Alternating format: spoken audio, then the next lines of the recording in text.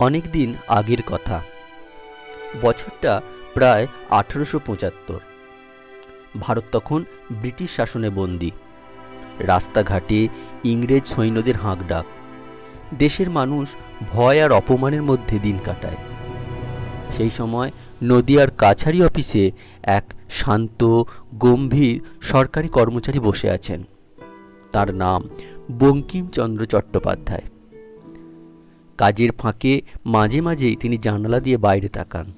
সবুজ ধান ক্ষেত, নদী, গাছ, বাতাসে ভেসে আসা গ্রামের গন্ধ। তার হৃদয় যেন কেউ ফিসফিস করে বলে, এই তো আমার মা, আমার ভারত মাতা।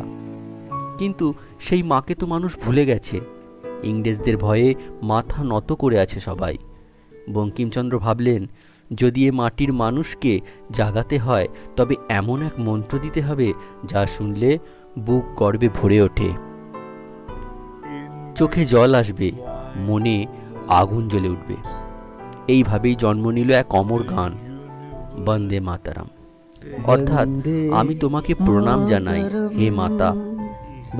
বঙ্কিমচন্দ্র তাঁর উপন্যাস আনন্দমঠে দেশ মাতাকে দেবী রূপে দেখালেন। গল্পের সন্ন্যাসীরা মাতৃভূমিকে পুজো করে বলছে, বন্দে মাতারাম, বন্দে মাতারাম। এই গান তাদের অস্ত্রের মতো শক্তি দেয়। যুদ্ধের আগে তারা এই গান গেয়ে সাহস পায়। কিছু বছর পর রবীন্দ্রনাথ ঠাকুর গানটিতে সুর দেন।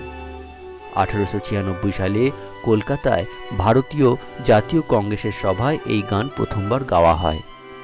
সেই দিন পুরো সভা নীরব হয়ে যায়। সকলের চোখে জল, মনে একটাই অনুভূতি, আমরা ভারতবাসী, এই মাটি আমাদের মা। 1905 সালে যখন বঙ্গভঙ্গ আন্দোলন শুরু হলো, তখন রাস্তায় রাস্তায় প্রতিধ্বনিত হলো, বন্দে মাতারাম, বন্দে মাতারাম। ছাত্র, শ্রমিক, নারী, পুরুষ সবাই এই গান গাইত। ক্ষুদিরাম, অরবিন্দ, বিপিনচন্দ্র, লালা রাজপথ রায় সবাই মৃত্যুর মুখে দাঁড়িয়েও বলেছিলেন, বন্দে মাতারাম। ব্রিটিশ সরকার ভয় পেয়ে এই গান নিষিদ্ধ করে দেয়, কারণ এই দুই শব্দেই নাকি বিপ্লবের আগুন ছড়িয়ে পড়ে। কিন্তু সেই আগুন আর থামেনি। 1947 সালে দেশ স্বাধীন হলো।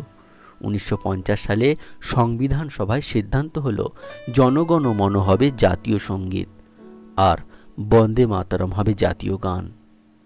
কারণ এই গানই আছে দেশের আত্মা, যা মানুষকে স্বাধীনতার জন্য প্রাণ দিতে শিখিয়েছিল। আজও যখন কোথাও বাজে বন্দে মাতারাম, তখন মনে হয় এই শব্দে আছে মাটির গন্ধ, মায়ের আশীর্বাদ আর লক্ষ কোটি সন্তানের ভালোবাসা। এই দুই শব্দ বন্দে মাতারাম শুধু গান নয়, এটা একটা জাতির হৃদয়ের স্পন্দন।